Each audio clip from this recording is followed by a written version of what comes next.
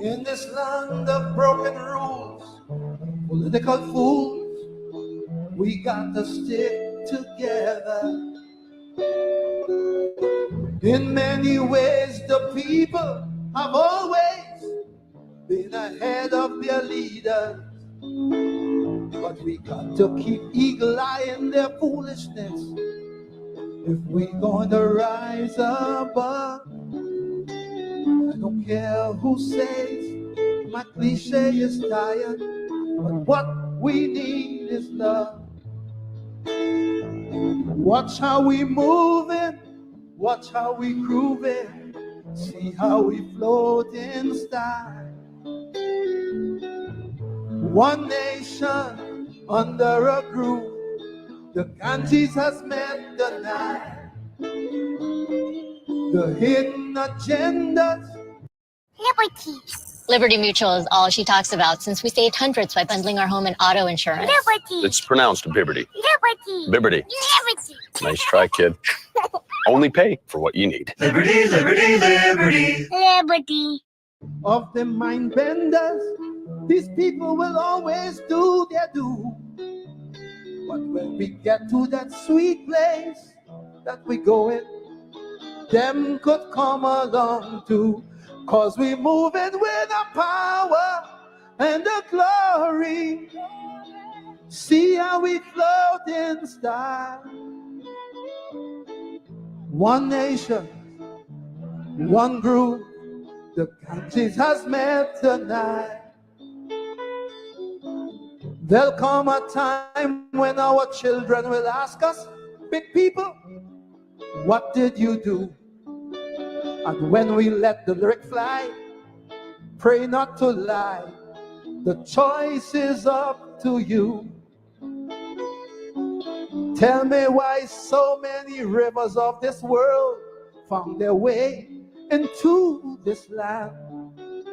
The sweet answer lies in the very question. I hope you understand. Watch me. And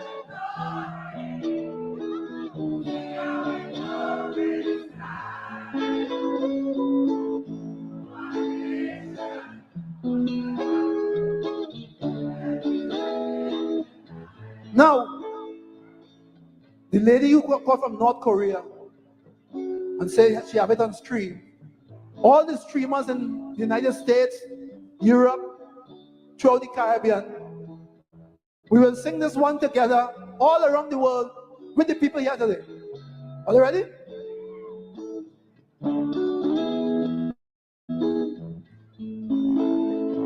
See how we moving.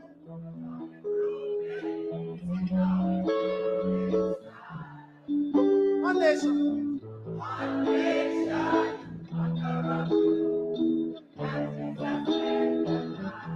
Hidden agendas. The hidden agenda of the mind benders. They will always do their due. But when we get to that sweet place, Trinidad and Tobago, even them could come along too. Cause we move with the power and the glory. See how we go this time. One nation, one group, the Ganges has met the night. The Ganges has met the night. The Ganges has met the night. A little sweet.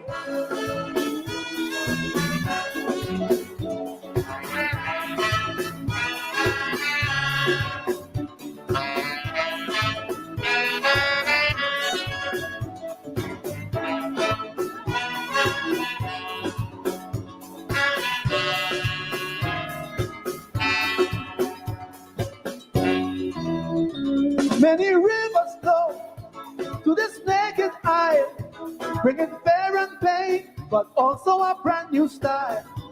And of all these rivers that shape this land, two mighty ones move like a Scottish doctor's hand. And today those hands across the land man is still landscaping. And there's no doubt we can work it out, there is no escaping. But as the rivers flow, there are those who will send this passage. So every common man got to understand up and send a message. I tell you, put up your hand if you understand. Now come, see how we move it, watch how we groove it, see how we float this time. One lovely nation under a roof. Tell me. Them boys with the hidden agenda and the mind bender, they will always do their do. Various smart men and politicians, well, them could come along too, cause we move it with our power and our glory. See how we move inside. One lovely nation under a group.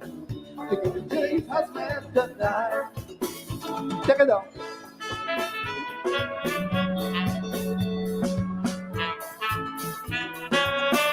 I'm always kind of fascinated. Every political party in this country just play that tune election time. But the funny thing is, they never play the second verse. So just because they never hear the second verse, I'm going to sing the second verse for them. Differences, there will always be, so that you could be you and I could be me. But that's the damn thing, self, that makes this country sweet. Partner, bring your drum. Let me start a beat. Don't mind that politics, politician.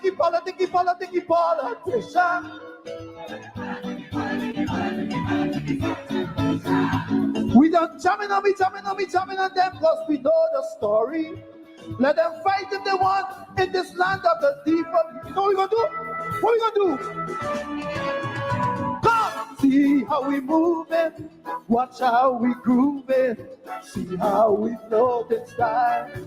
Oh yeah, one lovely nation under a groove. Jesus has met tonight. Get back to the hidden agenda and the mind bender. I'm always kind of fascinated. Every political party in this country just play that tune election time. But the funny thing is, they never play the second verse. So just because they never hear the second verse, I'm going to sing the second verse for them. Differences, there will always be, so that you could be you and I could be me. But that's the damn thing, self, that makes this country sweet. Partner, bring your drum. Let me start a beat. Don't mind that politics, politician.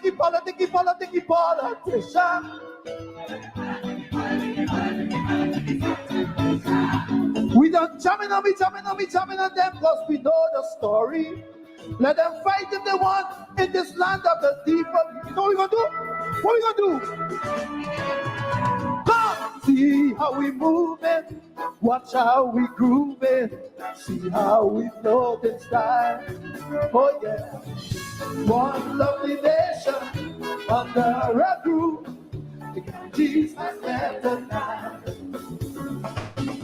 Get back to the hidden agenda and the mind bender. They will always do their do. Now we hold it on. Now that we hold it on, coming to the promised land. Then could come along too, cause we move it with our power and the glory. See how we flow inside. One lovely nation headed to salvation. Jesus has met the time. Hit me hard.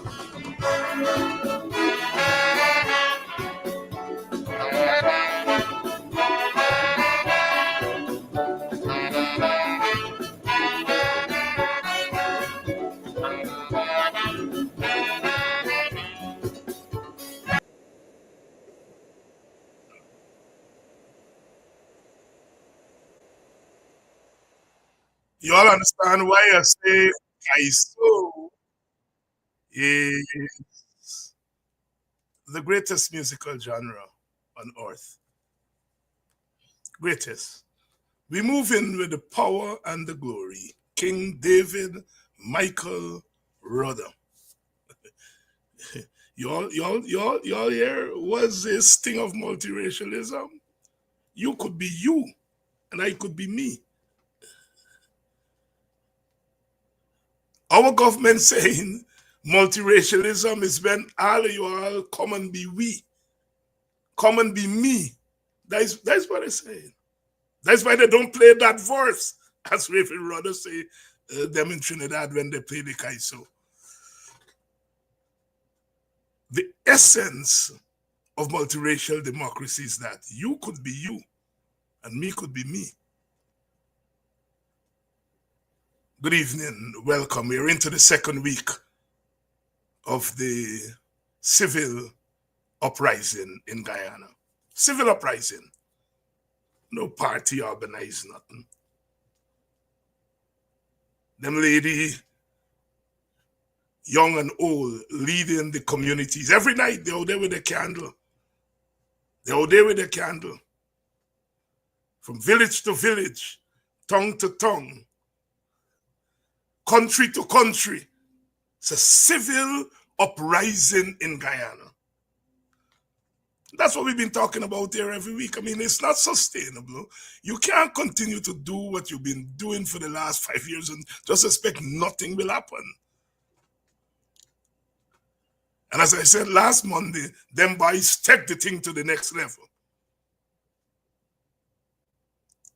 Shut down the country for a night. Plane got turned back and go where we come from. They take over the country for one night and they said, all right, we give it back to you. But this story ain't done yet. And running all the place who scraped and whether this body they do this and who and wanted bulletin for girl who give wrong information. And these are the people on the first day the child disappear. They give the country wrong information. They said the little girl, 11-year-old girl, go in a car with a big man and go away. And the commander and them who give the information, they ain't get arrested yet. No wanted bulletin for them. Sisters and brothers, good evening. Wherever you're joining us from. Wherever you're joining us from. Welcome to Politics 101. Dr. Jeffrey is here tonight, and I know that you are anxious to hear Dr. Jeffrey's take on what has been happening in the last couple of weeks. It don't lie, you know. Jeffrey, every time he come here every 2 weeks, he said the same thing. You can't continue to do this all the time. It is not sustainable. It is not sustainable. It is not sustainable. And if they think that by rounding up them little boy and throwing them in jail and every day is a new wanted bulletin for somebody who says something and they're taking little thief in and turn that into terrorism, looting suddenly turned to terrorism. As I left there, when I left here last night, I said, I want them to explain to me. I want them to explain, since they say it's crazy, people up on the road creating mayhem and terror. In this country, where African and Indians have been slugging it away with each other, and every time you get a little public thing, either Indian protesters pelting black children and beating up black people, or black people beating up Indian people. Curiously, last week, Monday night, no Indian didn't get beat up. The looting took place on them Chinese restaurant and Chinese store. I wonder what happened there. The one incident they talk about, the Indian children who get acid thrown in the face by Montrose, till up to now, they didn't arrest the two boys who they show in the 2 by picture. They're arresting everybody else. But these two boys who supposedly attacked these Indian children because they're Indian, they ain't catch them yet. That is why I said to Amanza Walton, the zoo was very quick to go visit the family after the president visited the family. We know the president and the PPP going to use that as on the billboards for election. They intend to do so because they intend to say it's black people attack them Indian children. But Amanza run and go. Amanza, if that story turned out to be a domestic story or something other than politics, you're gonna look shame. And while you are teaching, you can start visiting about 400 family. I don't know if you've been to Crummy Wing family yet, to Wadlow family, to Boston family, because you start visiting family. Guyana politics is not an easy story. Jeffrey was telling me as we were preparing for this show, if we were Bajans, politics would have been so boring. Guyana politics takes a little time to figure it out. At a certain level, because we are part of it, we know what's going on. But at another level, when things like these happen, out of the blue, sort of, you got to take some time to figure it out. But you're taking this all. One people, one nation, one destiny. And some of the other, as I think the middle class black people are saying, we are against blocking roads. We are against burning tires. And their own foreparents let it in black roads and burn tires during slavery. If them would have there to talk today. Anyhow, it's not me night tonight. It's Jeffrey night tonight. He's the political scientist long before me. I read Jeffrey book when I was an undergraduate. Now, I had gone to graduate school by 10 years and Barbara write the book on Guyana. So he's the teacher, I am the student. Please share the link and let them know that Politics 101 is on tonight. You all too worthless. You all emailing me and inboxing me and telling me it's me boxing people them who go out 4 day morning yesterday morning and beat the drums and cause the funeral for postpone. I just take responsibility for boxing for plenty things, but I ain't taking responsibility with that one. Right? The people been out and they beat the drum 4 day morning. We in Buxton always accustomed to sunrise drum beating. It's not nothing new. So I don't know what you all talking about. I don't know what you all talking about. Dr. Hines, I saw a comment on Sherrod's program this morning that the teacher husband is in custody for throwing acid. Hence the criminal enterprise is quiet. You all remember when the thing happened? I said, I waited for more information before I make any comment. One level. At the second level, whoever throw acid in people's face, whether it's political or not political, is a bad thing. It's a reprehensible thing. That was Lee's comment. I ain't jump out and say, is black people going to throw acid on Indian people? No, that could still be the story. We don't know yet. But what I'm saying, after almost a week, nobody can get arrested yet, but you are telling me no. Somebody husband or sweet man get arrested, I don't know. Oi. Jeffrey said that if we were in Barbados, this politics would have been boring. Dr. Jeffrey, good evening. Good evening, David, and good evening again to your audience.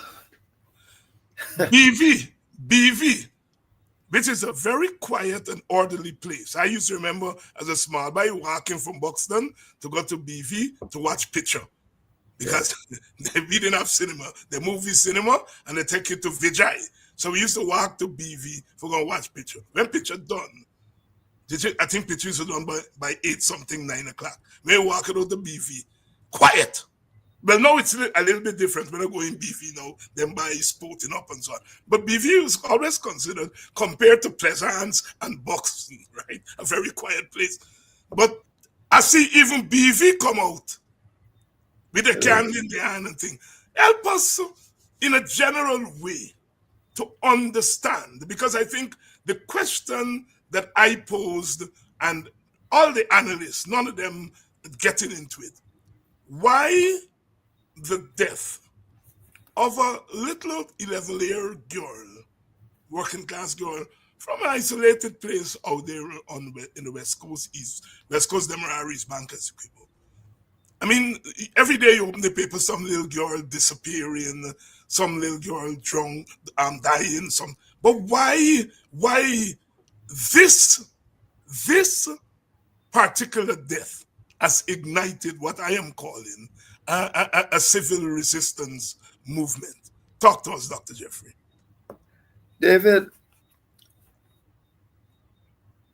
it is a long story, but let me tell you this, that essentially, in my view, what occurred there and how it started was a result of people knowing to themselves in their own mind. We say belief, and we got religious belief, but people believing that the authorities are biased and corrupt. So when the people try to deal with this thing normally, the people try to deal with it normally. This thing started no big as use any political thing. My daughter missing, we want to search the hotel, we want to do this, we want to do that. When the police now comes and say, block the place, you can't search, and maybe there is legality to that, you just can't go in and search hotel just like that. Police comes and give wrong information, girl gone with big man off the road. And people saying, where you find the big man? The police in our country today don't have any kind of respect from anybody. I have a friend who said to me that she thinks she want to be a police, but she want to be on the streets. She just want to work with the car, man. So instead of asking them for 5,000, she's going to ask them for 2. And all of them go pay rather than bucket. So it is the outcome of the behavior of the institutions that are supposed to protect the people, that the people start realizing in protecting them, and the outcrop of that is they start asking why, and then all the racial elements and everything come in. If it's a coolie girl, you'll go. If it's a black girl, you'll go. If it's and the things start spiral out.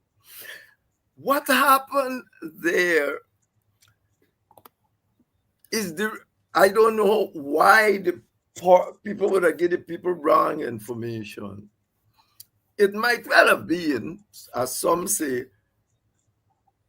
to say if the girl gone away, and remember, apparently they say gone with some big man. If the girl gone away, people would have quiet down. But that's not the way. You can't just tell people that. What you gotta do is tell the people how you intend to proceed and so on. That did not happen. It is the institution that caused the problem. And once the institution caused the problem, it spiraled out of control, because now people are hearing this is ridiculous. And then when you go find out too now that the girl apparently now the institution that put out the information. Even Barrett had to bring the tape, bring the tape if it's true. But you see, when you set up this kind of arrangement, you got commissars and all them trying, even the commissar trying to help, maybe. He tried to help. But then the people that run down the road behind some man or something, but the people stay there because the father starts saying the girl is in there. She can't leave. And the result is the institution that caused the problem. The institution that the PPP has been doing every single thing to keep in place people of all sort of questionable character. Well, we just see what to Brutus. We just see, and the public come out and see clearly the level of kind of corruption that exists in the police. So that is how it blew out the steam. The thing become ethnic. Because all you're hearing, if the girl this, they wouldn't have done this. Somebody throw acid and they're making a big fuss out of it, and that is why it blew out. And of course, the natural, and it fit well into the national ideological political context, because everybody start to realize that the PP Progressive Party is running an ethnic state. They want to stay in power. They have been subverting black people for 20 years to stay in power. People know this, but people don't know to articulate it. Go from the public service. Even the US recent report on drugs, it says public servants are badly paid in Guyana, and that is the way the police can't make is part of the problem, because they're going to be easily trapped by these drug lords and so on. So that is the context. They create a context thinking that all they're going to do is make black people poor to go and vote for them. When they start giving out little pittance, when the PPP came to government, they cut the budget for public servants by half what they were going to pay and they increased that for capital works by twice as much. Now, who the capital works going to? Who the budget they cut? Now, when they walk around this village and start giving them people $10 and $5 to clean trench and all sort of nonsense, a big bill road that thing will last for more than a couple of months, who money they're giving them? Is the parents' money who is to work in these places. That is what they've been doing. And so it all boils down. It comes back to the political context that you are talking about Guyanese middle class, but now so now the black African middle class like that.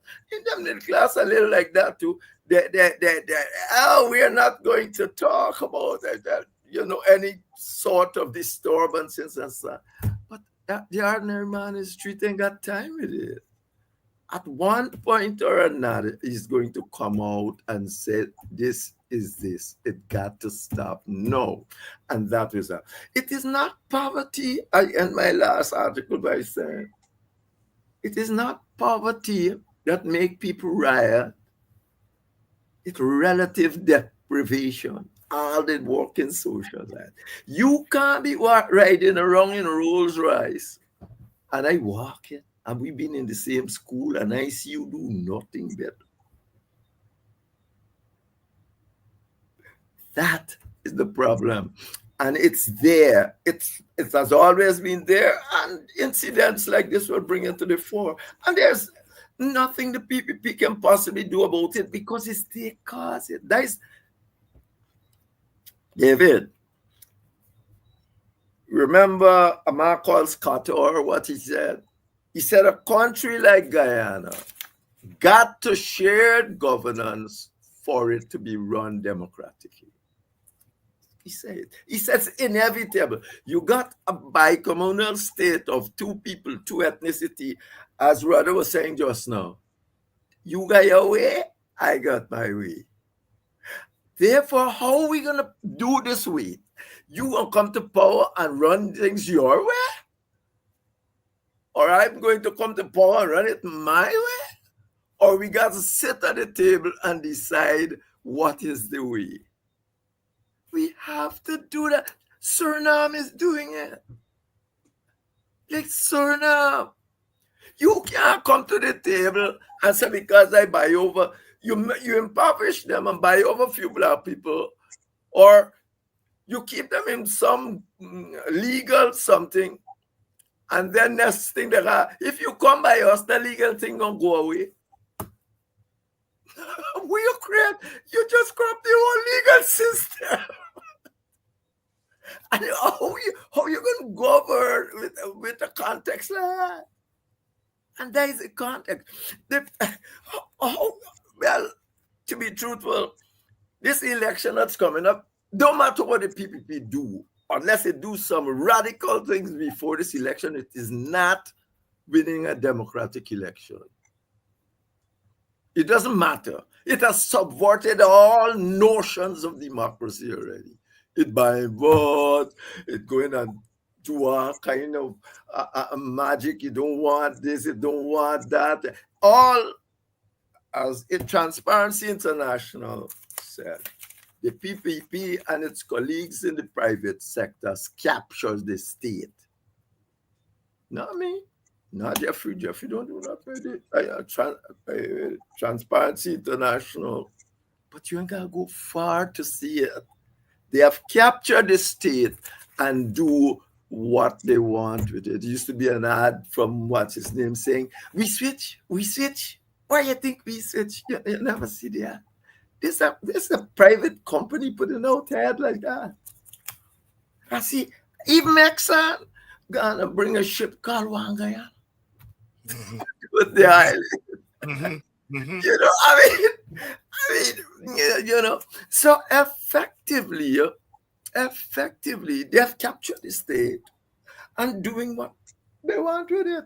And if they go to the polls tomorrow in the election, they have not a democratic election. They're already classed as close enough to an autocracy, an elected autocracy, more or less like, well, not more or less, because at least they're 70% of the population in Singapore, but they are not even 50%, you know. And they want to run the show all by themselves. And oh no, you heard this one? Somebody wrote an article, I saw it somewhere, that the PPP is now a coalition because after all, James Bond joined them. I said, there's got to be some kind of joke. You understand me? The PPP's in dilemma. Rather than us coming together, as Rhoda said, you want Pandey told me this thing, you know. I think I told you that. Mm-hmm. When Jaddy Jagan died, they sent me to chaperone Pandey around, and he tell me the minute we get in the car. He told me that, he said, in Trinidad, we're going to get together. And, you know, at that time, I was very questioning all this shit, governance thing. I said this thing, you know, I got no opposition and all that sort of a thing until, remember, tell about Gregory Gaskin, you know. Yeah. So effectively, you have a situation here that they have created. You can't run this country by yourself, period, in a democratic manner. We seem to have lost Dr. Jeffrey there for a minute. He is going to be back. There must be something there. I think we have lost him for a minute. He is going to be back shortly. He's going to be back shortly. Dr. Jeffrey is going to be back. I think we have a technical problem there. We're trying to make sure that Dr. Jeffrey comes. Please share the link. Please share the link. Share the link and let them know that Politics 101 is on tonight. Dr. Jeffrey is going to be back here. We're gonna rise above. I don't care who says my cliche is tired, but what we need is love. Watch how we moving, watch how we grooving, see how we float in style. One nation under a groove, the Ganges has met the Nile. The hidden agendas of the mind benders, these people will always do their do. But when we get to that sweet place that we going, them could come along too. Cause we moving with the power and the glory. See how we float in style. One nation, one groove, the Ganges has met tonight. There'll come a time when our children will ask us, big people, what did you do? And when we let the lyric fly, pray not to lie, the choice is up to you. Tell me why so many rivers of this world found their way into this land. The sweet answer lies in the very question. I hope you understand. Watch me. And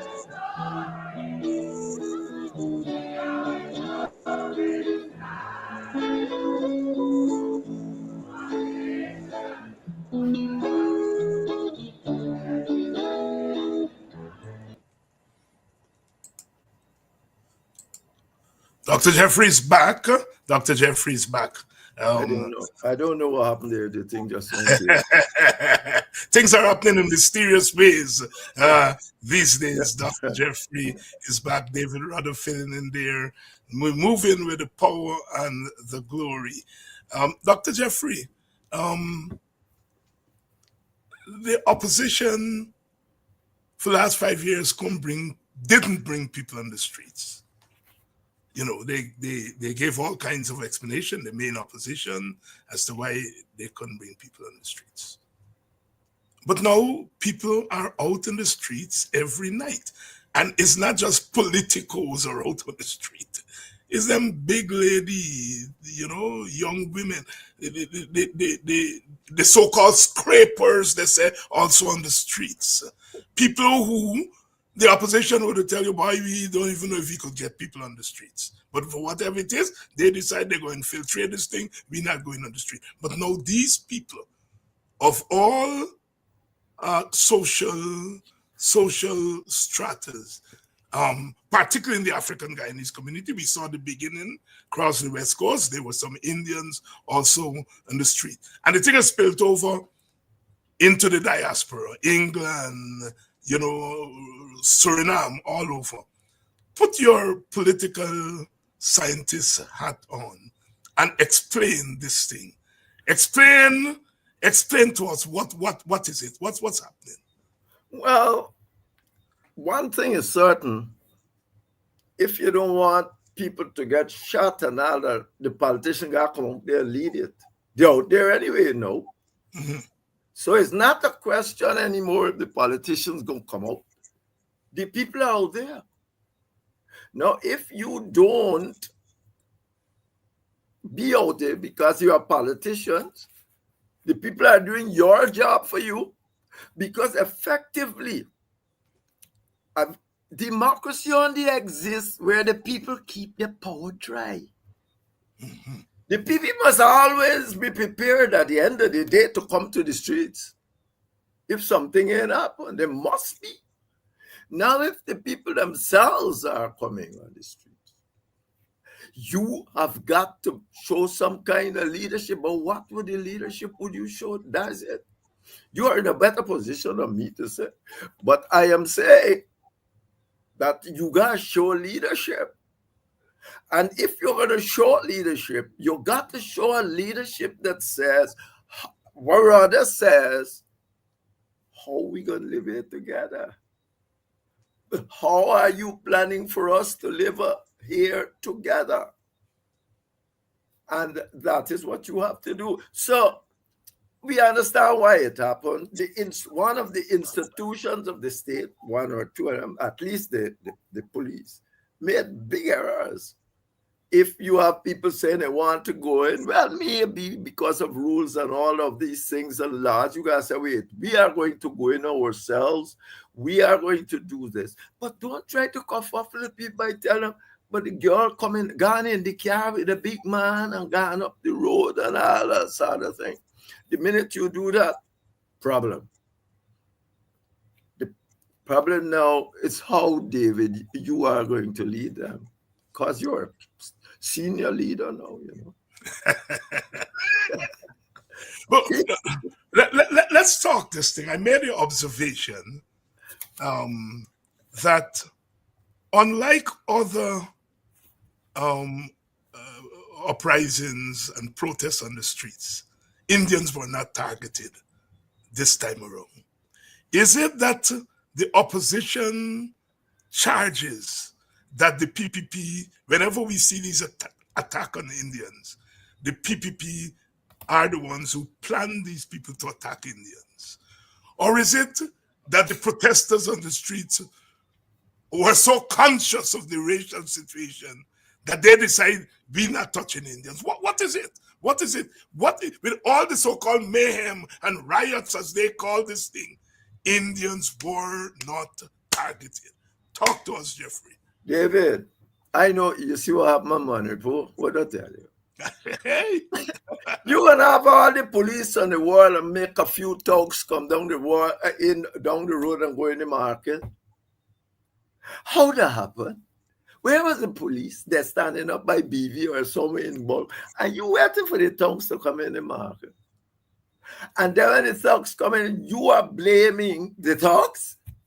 They are thugs, and you're blaming black people and black people like that. Anywhere in the world, India, anyway, people are rioting. They do. People were protesting. Some going to try to get in and do this thing.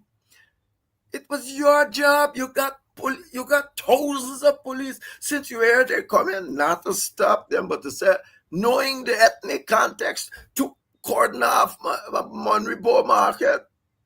Nobody should be able to go, but you stand away. They come, a few thugs come, they do what they like. Now you blame the whole black community for that. And God has said, you see what they can do, Let me tell you what I saw. I was Minister of Education and I had my thing in breakdown. What are you saying there in breakdown?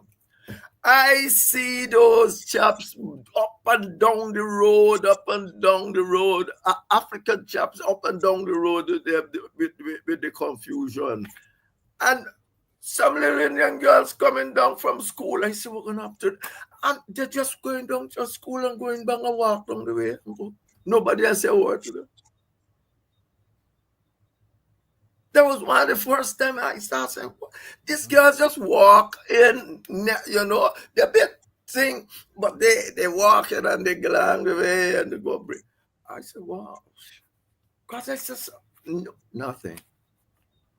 So the PPP needs to lock down the Indian villages. They have done so for the most part. It's locked down. It's not like black people village, you can do anything, say anything, and everything happen. You know, you can go and say you're going to vote for the PPP, PNC, or PPP, and then nobody bother with you too much. They only just saying, we hope you got good sense by the end of the day. The villages are locked down. They got commissars. They got party people that are strong in these matters. Every time you hear, you haven't seen how many people you have seen on the television saying what has happened to them because they make some statement about PPP and Indian thing and so on. So those villages are locked down for the most part. The opposition would be naive to think they're getting any great big turnover votes from India. It's not going to happen. The vice president himself says it's not going to happen. He says, when the teachers strike here, he said, let them strike, but when time comes, they don't know where to vote. He said that. And so you're naive to think you won't get sufficient Indian vote. And I'm not saying you might get 1% if you get so much. There is plenty. But let me say you got 1%, that ain't give you no right to go and rule Indians. You get 1% of Indian votes or 2% of Indian votes. You ain't got no, they ain't give you no right. Even if you get 51% of the vote, they give you no right to go and rule Indians. That is not democracy. That's why in Trinidad and Suriname, the president, to become the president, you gotta get 2/3 of the parliament, not 51%. So when you see a Suriname president, he's not in the same position. After all, who is the vice president? Brunswick. Must be wicked and Bob. So, so effectively, you can't get 2% of another population and just come over to a 51. You can't even get 5% and claim to rule there in a democratic fashion. Well, they say, don't worry, this after what the PP has been doing to try to get whatsoever it wants. So it cannot. So you have to sit down and say, I would not be able to, if I can't get, I don't know, you're going to see I get 30, nothing. But it doesn't matter. Even if you got 20% of the Indians out there against you, you got to learn to live with that and deal with the situation. Dr. Yes, don't worry this thing. You think you'll get one more seat, and they say you're going to rule Indians or Africans, you're there in the wrong place. But the people only got to want the one seat more to say, oh, we win election and we are democratic and fool somebody but themselves. Dr. Henry Jeffrey here tonight in Politics 101. We are trying to make sense of what has been happening for the last couple of weeks in our country. We have seen some things that even some of you diehards didn't expect to happen. Dr. Jeffrey, the title of your column this past weekend is The Unintended Consequences of PPP's Surveillance State. The unintended consequences of PPP surveillance state. First of all, talk to us about the PPP's surveillance state. What is that? Well,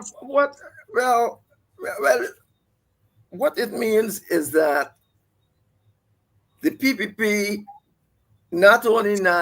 it's not only refusing to talk sensibly to the government of the day, but it got people in almost every institution, and it got rules. I think I gave you the rules that exist. I don't even know if they put all of them, but it exists. You got to do 13 things. You got to even tell them the name of the DJ if you want to hold a party. And you got to, what's the name of the DJ and all this kind of thing? 13 things. You got to go to GRA. You got to go to environmental protection. I said, wait, why in our villages? Why in the villages? You can't just get one, well, not even a person. That is because not every day you get a thing, but one person in charge of this, and people come in and they bring whatever they need to bring, and this person sits down there and get all of these other things once they are satisfied. Why you want to get people running around? Everybody that want party, gotta go GRA, gotta go this person, gotta go that person. One-stop shop. That's what local government is for. That is what local government, people must govern themselves. But no, the PPP wants to know everything you're doing. Who's the name of the DJ? Where the thing? Who?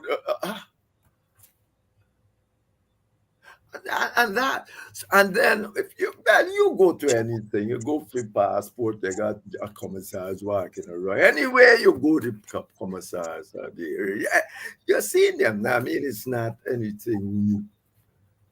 But it's a whole Soviet trick. Well, not trick, way of organizing things.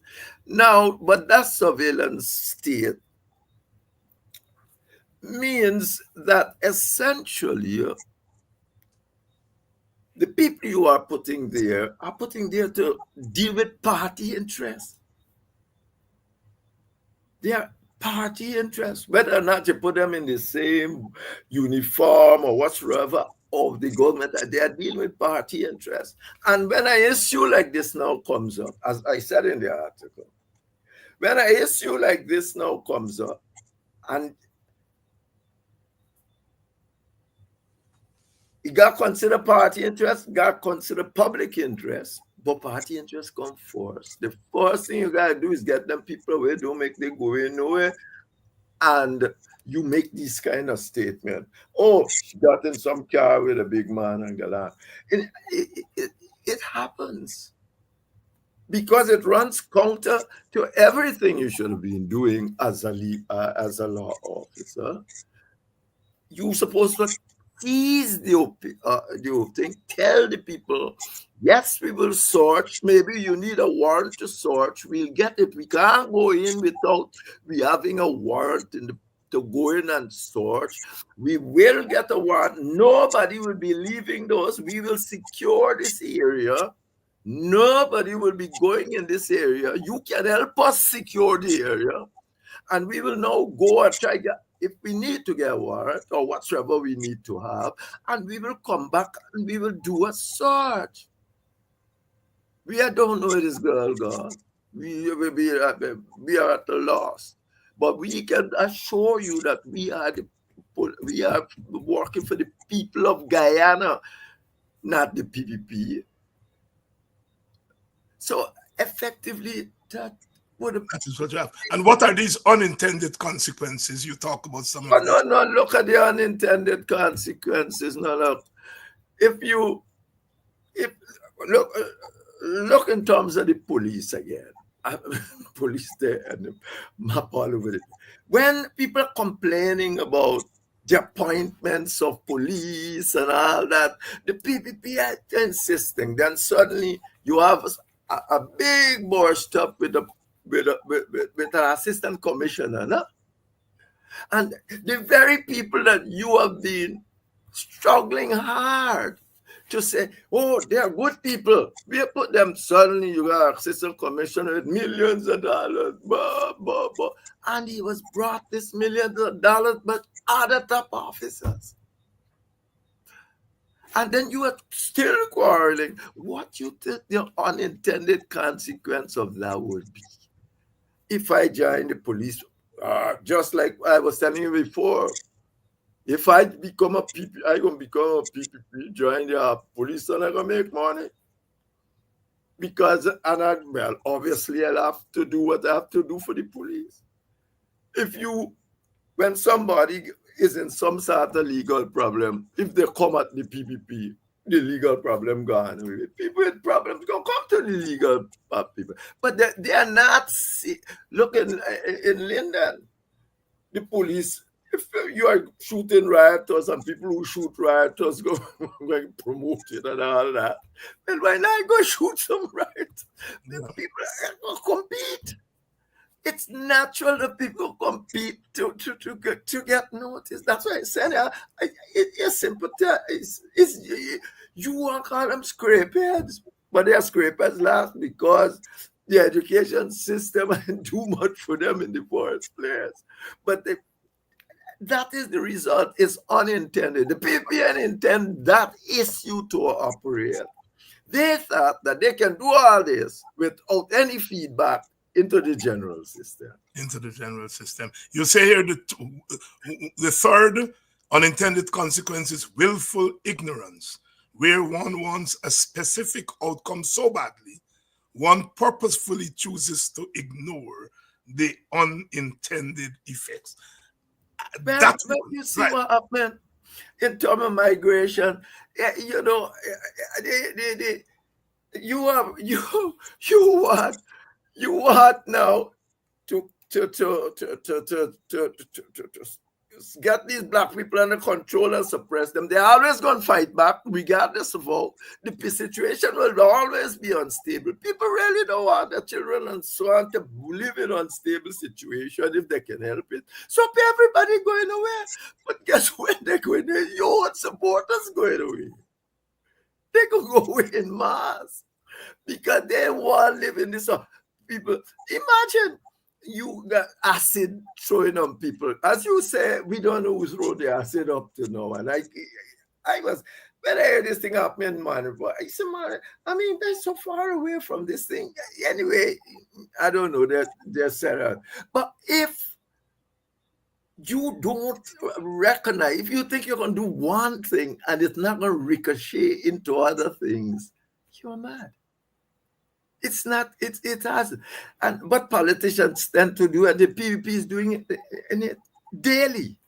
They think they're going to create a sense of unease in the country, and at the same time, their supporters going to, they would love black people to go, but the truth is some black people are going, but Indian people going far much more. And they are now in a dilemma. You got to try to manipulate elections. They don't want, you can't even see the census. Where's the census, David? You ever asked where the guy is? You can't even see the census. And you say the fourth unintended consequence is what you call basic values. Example, wanting racial, ethnic, political domination and peaceful, equitable development in the ethnic and governance context of Guyana. Exactly. As I said, Morton, Morton in 1936, when I had to read it when I was going to university. So in 1936, he gave those discourse. You want ethnic and racial unity, but the ethnic context of Ghana don't allow you to dominate the political scene. If you forget though, oh, I can do it. I can suppress them and bring them in.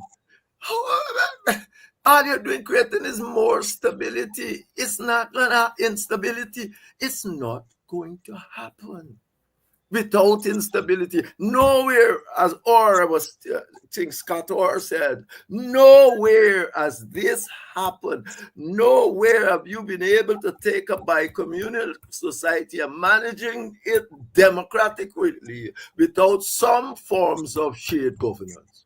Suriname got it. And that is not even much bi-communal as we are, because all of them are minor things. So, but no, the PVP thinks that it can come alone and say, we are running Guyana alone. None of the, well, I still say the PVP because I decided the chances to make a decent effort to deal with the things, and it also did not. But it's not going to lead to stability unless you take that into consideration. You got your way, I got my way. And we are equal strength. You can't think your way must rule because you got one vote more. It's stupidity. Downright stupidity. Democracy doesn't mean that in an ethnic context. Nobody would tell you democracy means that in an ethnic town. That's why this government is classified internationally as an autocratic regime who have captured the scale. Dr. Henry Jeffrey here tonight. We are trying to work our way through what has been happening in our country for the last couple of weeks and continues to happen. The funeral has been postponed. We still have not heard from the government a full-throttled commitment to real investigation in what happened to that child. Dr. Jeffrey, all of a sudden, there is all this big discussion now about these so-called scrapers,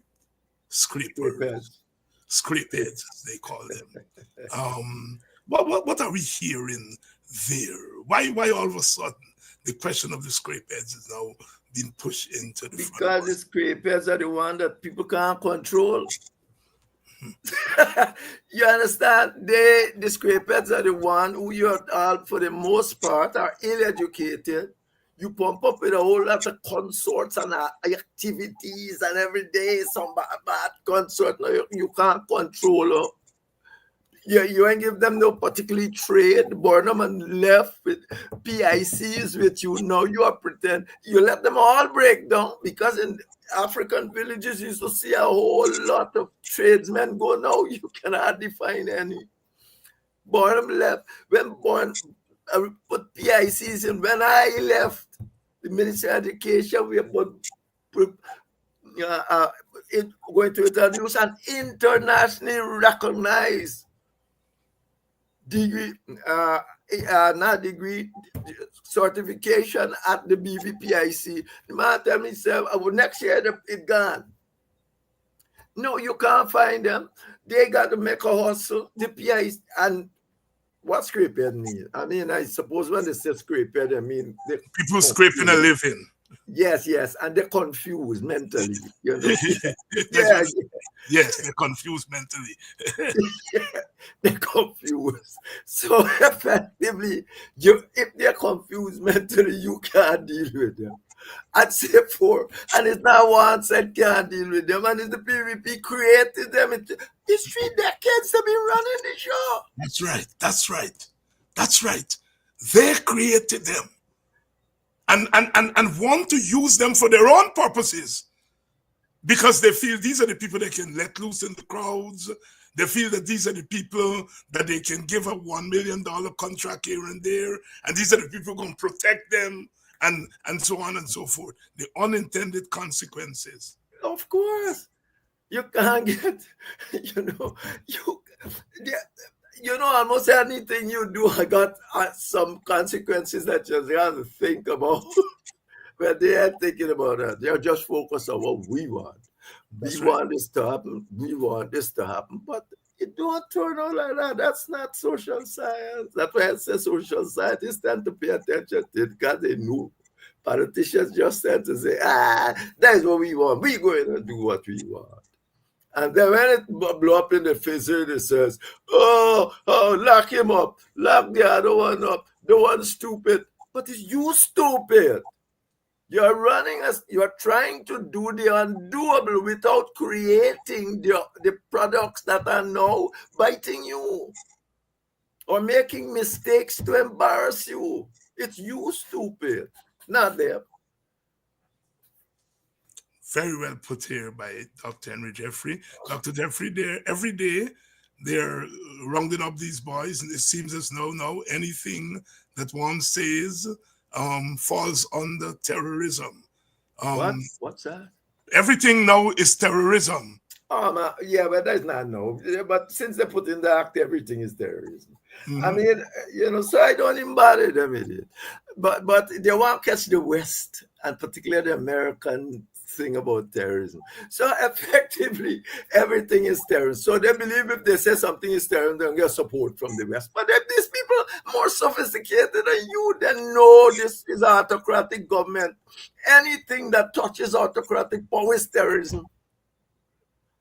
So when they start with that, I don't even bother.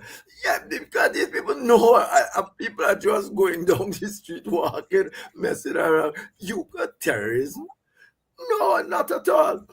There is a different thing. You're trying to deal with state power. You're trying to do things to affect large policies. As not this.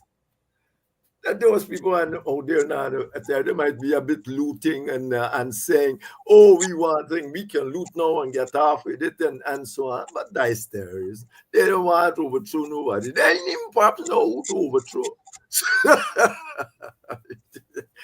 It's not terrorism is just not violence, directed violence. It can be directed. You can't shoot up your family and you call it terrorism. It's not terrorism.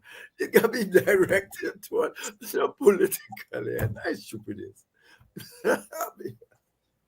So, in effect, Dr. Jeffrey, as we close out, if you and you know the PPP because you work with them, after what has happened, are they going back to the drawing board and re-strategizing? You know, I don't think that even possible. That's always possible. Mm-hmm. That is always possible, but it takes some strength to sit down and say, this what we are doing ain't going nowhere. And I don't know that strength exists in the PPP. The PPP, you got to be, and say really, this ain't gonna work. People say, I have never met a theorist that says that this would work, what they're trying to do. Show me. Nobody see practice nowhere. So yes, that's the best thing. People gotta sit down and understand. You, as Rada said, and I didn't even know, you see I quoted Rada 2-3 times. Rada said, you guys away, I gotta be with you. We gotta sit down together and work out a dual way, a way that suits both of us. You don't think you gonna sit down anywhere and run things by your way. Don't do it. And you certainly can't do it because you get 2 more votes. Dr. Henry Jeffrey here tonight, weighing in on what's happening in our Guyana. Never dull day. Guyana, the politics is always there. Dr. Jeffrey, thank you very much. Thank you very much, David.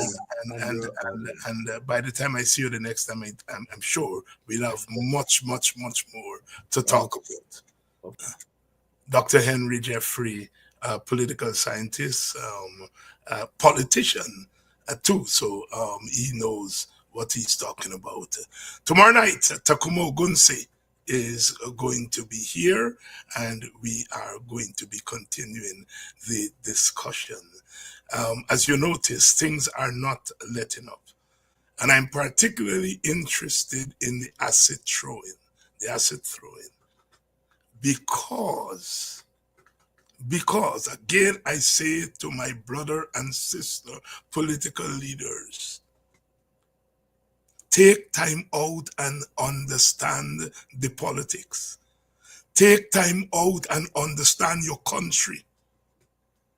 Do not jump to just something happen and you knee jerk and you using old cliches. You hear acid thrown on some Indian children and you run offering your sympathy. What effect you're doing? You are automatically saying that your own people are callous. They're going to walk around the place and throw acid on Indian children. That is your first response. Rather than say, okay, that could be. When I heard the thing first, I said, oh, Jesus Christ, I hope some stupid little black boy ain't going to do this thing and mess up this thing. That was my first. But as I said publicly, I ain't making no comment till I hear more. And maybe the thing was a random thing. Maybe the thing was ethnically motivated. Maybe the thing was a domestic thing. But politicians, especially black politicians, they don't, I don't get it, you know? They're so quick to throw their own people under the bus. It's as if they don't have confidence in their own people. It is significant that Indians were not targeted as Indians.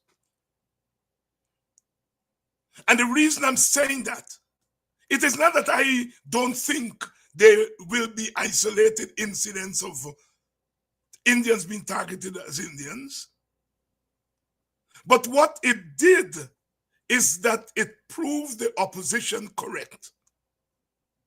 That whenever these targeted attacks on Indians have happened in the past, it is because the people were planted. Things moved so fast Monday night that they didn't have a chance to plant anybody. And so what happened proved the opposition correct. And instead of some opposition leaders exercising their minds and say, boy, this thing is complex. Guyana politics not easy. I teach it for 3 decades and more. And every time I teach the theory, and then I teach Guyana, my student has said that times, Guyana not fitting into these theories.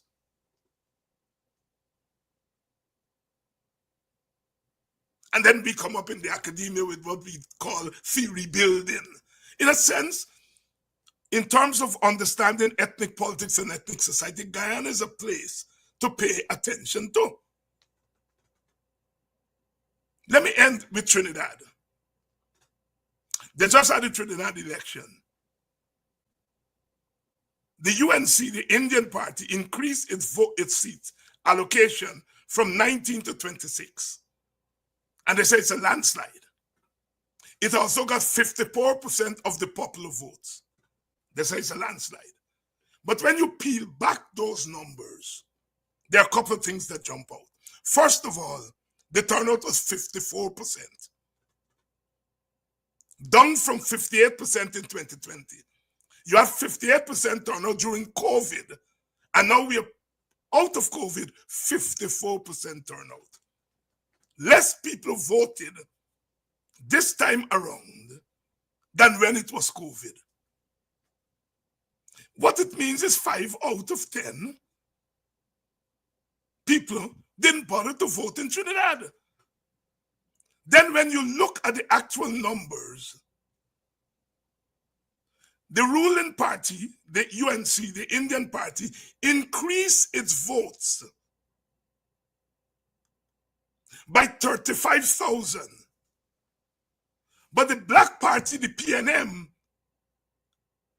their votes decreased by 102,000.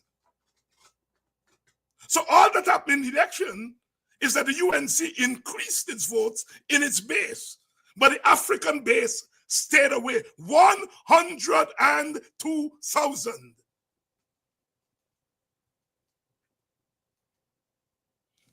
Mr. Rowley is stepping down. Who does the PNM put as the prime ministerial candidate? They ignored a popular woman, Camille Regis, popular black woman, popular. And they put somebody from what they call in Trinidad, the French Creole elite. Strout Young is, I think, half Chinese and so on and so forth. And black people say, a black woman not good enough? We staying home.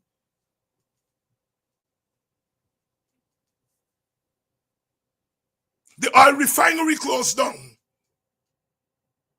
Who were the majority of workers who were affected? Black people.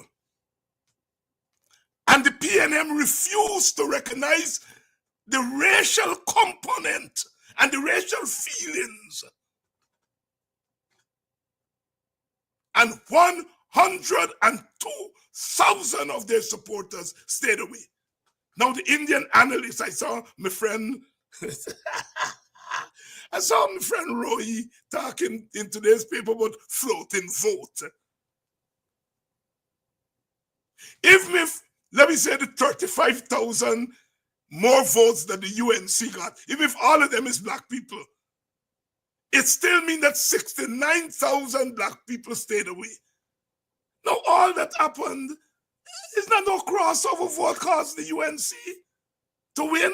It's black people, 102,000 of them didn't go to vote. because the UNC put the wrong body as the prime ministerial candidate.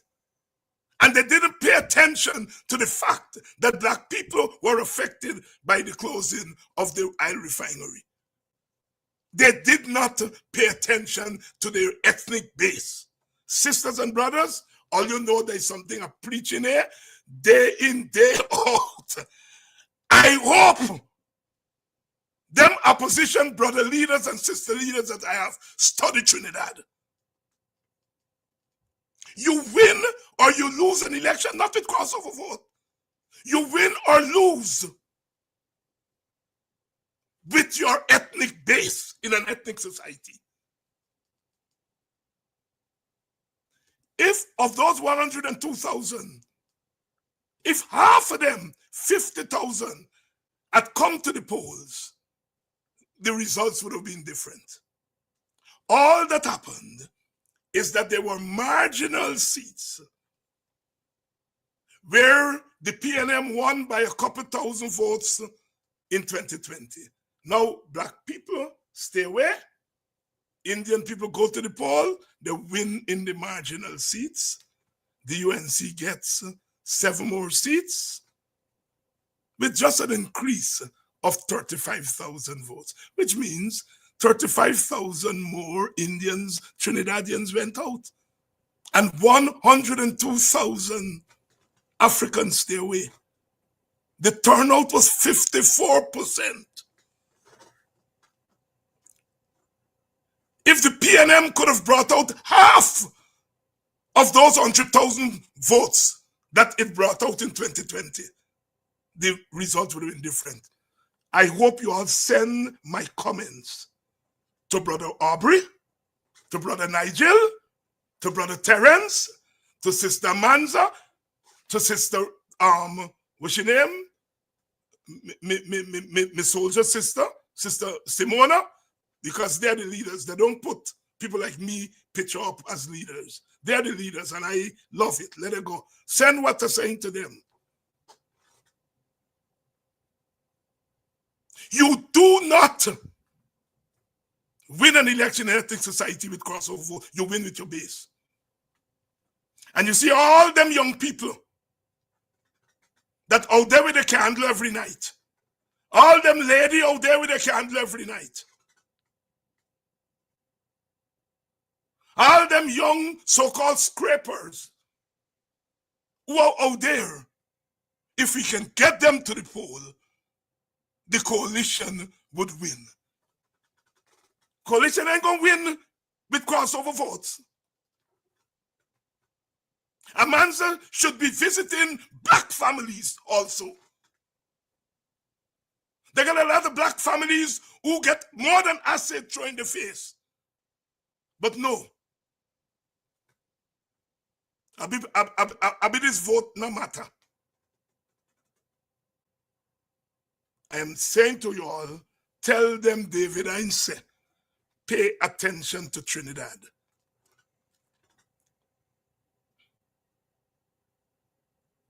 Pay attention to Trinidad. You see them young scrape where you all talking about? Is PPP socialize them? Is they tell them don't bother with David Ainse and them, you all make money?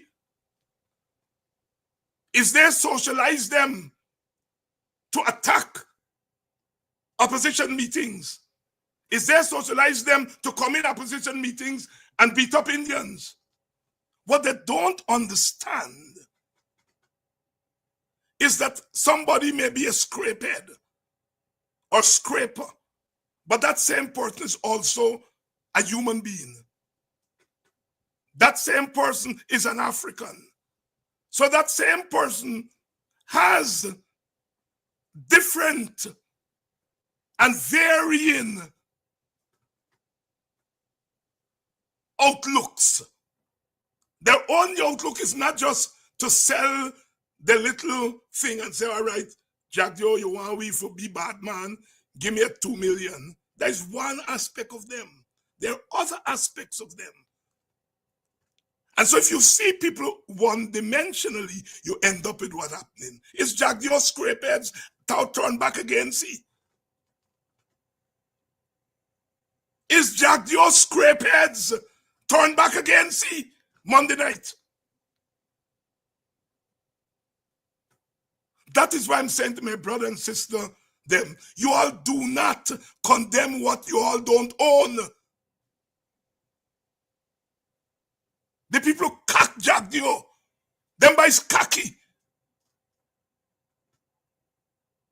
And you know, locking them up, and some of them getting bail, some not getting bail. And you make sense of the nonsense, black folks and opposition folks. You all make sense of the nonsense. It's Jack Dio scrapeheads who turn against him. And people like myself who spend some time thinking this true thing true, know that they will turn against him. But you see, Jack Dio and them view is that black people are shallow. I always tell the black leaders them, look, why you all think Indian people stupid? That Indian people gonna abandon the PPP because of friends, family, and favorites. Indian people want to become family and favorites.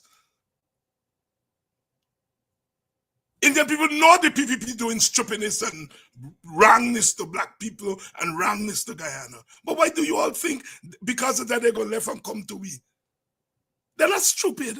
They're rational. Indian people are rational.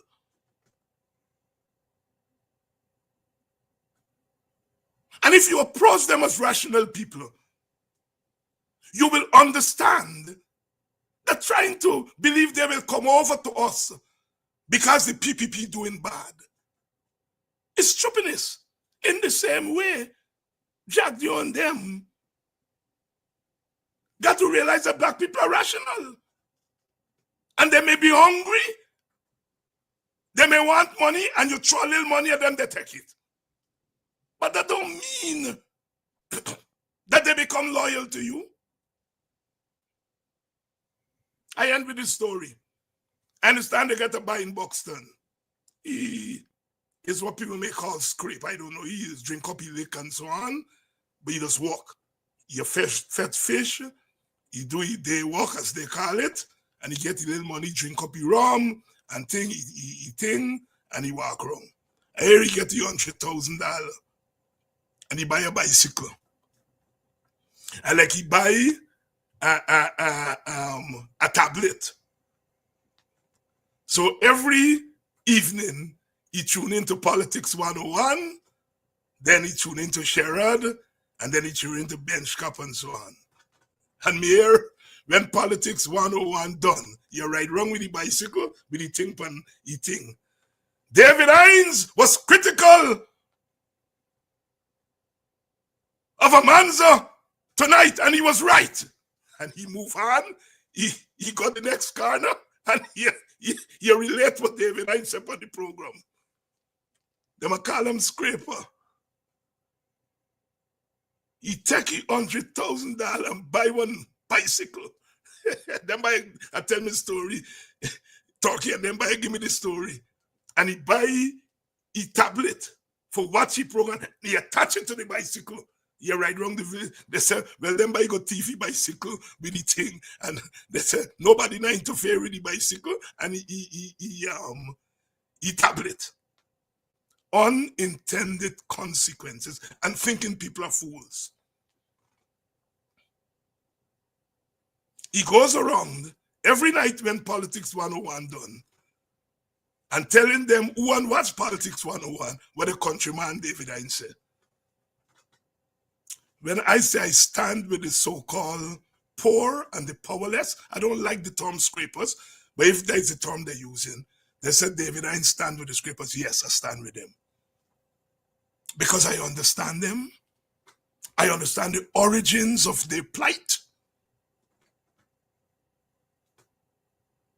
I understand their weaknesses, but I understand their enormous strength. That section of our society are more likely to be conscious than those of us who believe that we have made it, and that regardless of what's happening around us, we can survive. The working poor the not working poor, the sufferers in our society. They know what it is. They are more in tune with what's happening around them. They can see oppression. They can smell it more than the rest of us because they live it. Turn their bottom river, he no know how sun at because he's insulated from the sun. But those at the top of the river who got to deal with the sun every day, they're much more conscious of the effects of the sun. But even the town where their bottom river, sometime that stone will come up top and the sun will knock him. And he is realizing that the stone at the bottom of the river and the stone at the top of the river are the same stone. And what we are seeing here in Guyana is the remarkable force of the working and not so working poor, organizing and responding in their own way, in their own voices. And those who are better off in the society, responding in their own voices. And those Guyanese at home and abroad. And it is the merging of that powerful force of the people that is playing itself out in Guyana now, in what I am calling the civil resistance. When you see black people close their eyes and start to sing and wave their hand like this, don't mess with them. Don't mess with them. Something is happening in our society that is teaching the leaders a lesson on both sides. And they are teaching all of us as Guyanese a lesson. And no amount of locking up of poor people gonna stop this ride, gonna stop this force. No amount. Bob Marley said it. No bullets can stop us now. And the PPP respond with locking up. You know, it's going to fuel more resentment. It was dependent, the PPP was dependent on the scripts to put bullets in people like me. It was socializing the scripts to terrorize the black community. But now the scripts are standing tall. And they're saying the real terrorist in the society is the state. It is the state that's terrorizing people. It is the state that is now terrorizing the scrapeheads. It is the state that is terrorizing teachers. It is the state that terrorizing black people. It is the state that terrorizing Indian people who dare to raise their voices. It is that state that has been terrorizing Amerindian people in more ways than one. It is that same state that has been terrorizing black leaders, terrorizing them into cowardice, making them yapping all kind of nonsense.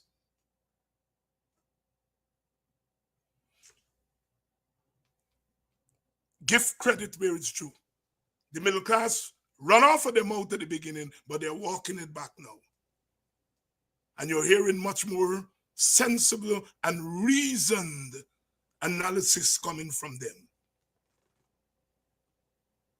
When Nigel Hughes said the other night, intimated that he has evidence that they're planning, the PPP is planning to disrupt that funeral and blame it on black people, and that he's prepared to bring private criminal charges against people who do it.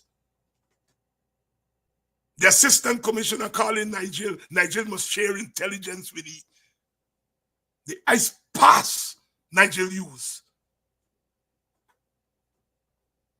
You want to implicate Nigel? Nigel said very clearly that he has evidence that they're planning to infiltrate that funeral and cause mayhem. And that Nigel, is prepared to bring private criminal charges against them. Calling Nigel for show, give you evidence. And Nigel says, if I tell you who my sources are, in Guyana, you can trace my source. Get the hell out of my face.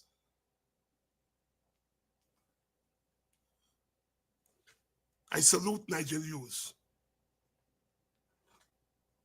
And I say to that brother, your place is not outside of a grand coalition. Your place is not to create no PPP minority government. Your place is in the family of fighters and revolutionaries. Because God has put you in this time not to be a spoiler, but to be a leader. And not all of us can be the top man, Nigel. Not all of us. You are as equal as Norton. You are deserving to be a presidential candidate.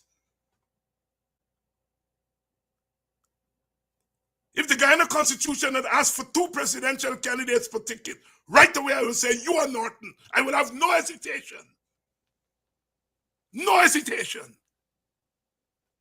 Unfortunately, they only want one.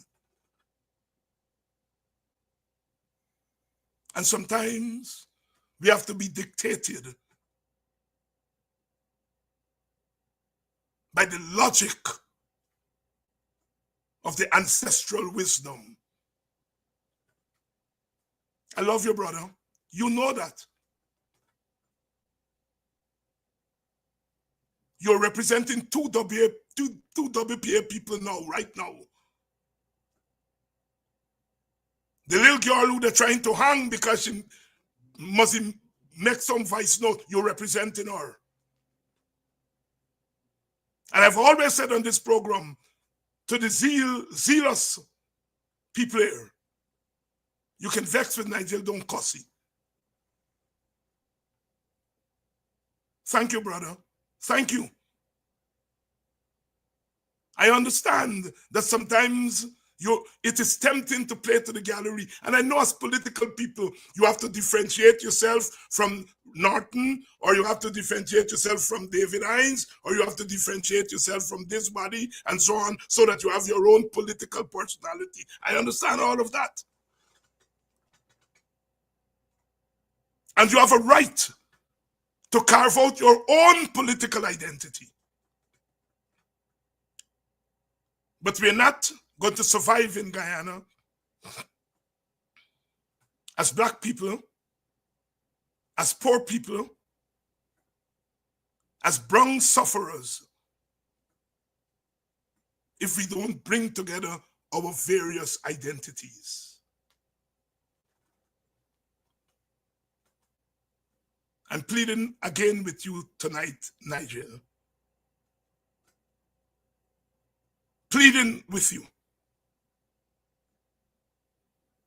You are not a partisan figure. Don't act partisan. You're a unifier. You're a unifying figure. Be that unifying figure. And sometimes unifying figures have to step back.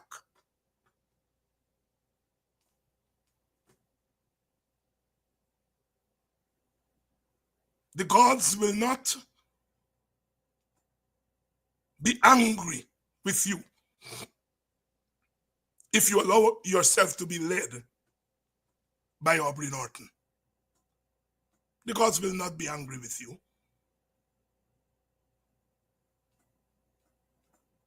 As I've said over and over again, where Norton is weak, make him strong. The gathering that you all had in front of the hotel last week, parties were left out. The PNC, APNU, and the WPA.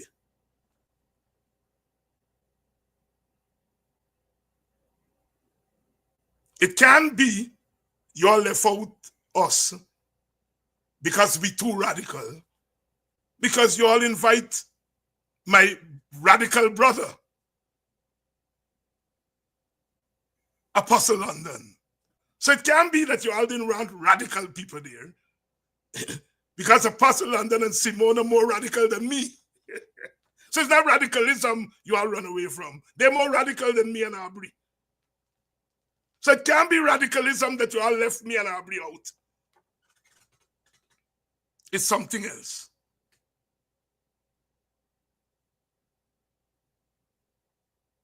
I like the fact that you all came together.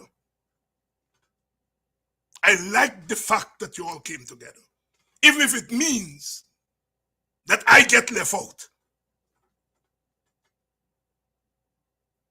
When Nigel leaving me out and stopping me, I still roll in with full force. And leaving me out does not diminish my love for you. Leaving me out doesn't mean that I will not subject myself to your leadership.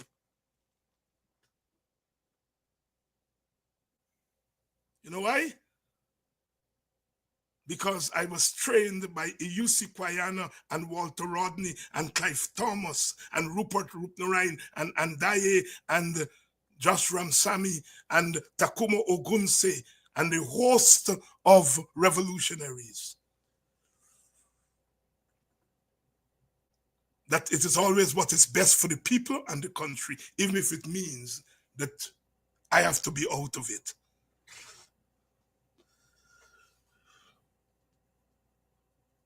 Now is not the time for fracturing.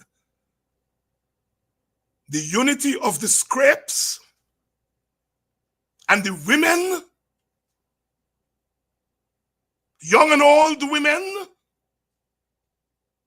is a powerful force. The unity of those at home and in the diaspora is a powerful force. So when our people are uniting, my brother Nigel, it is not the time for our leaders to be fracturing. I choose to speak to you tonight in the public space, because what I say in public, I will say to you in private, if and when I get a chance. I requested you, Brother Nigel, to join Brother Aubrey in Buxton on the 1st of August. And I stood there and under your hand joined with Nigel's hand, with Aubrey's hand. It is because I respect you.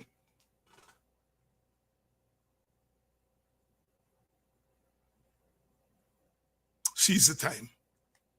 I'm going to talk to Aubrey in another public commentary before the end of the week.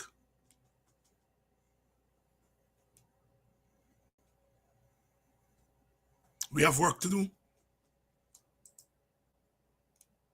And our work is the people's work. We have been led by our people. They have parted the sea so that we can see through to the other bank. It's up to us to seize the time.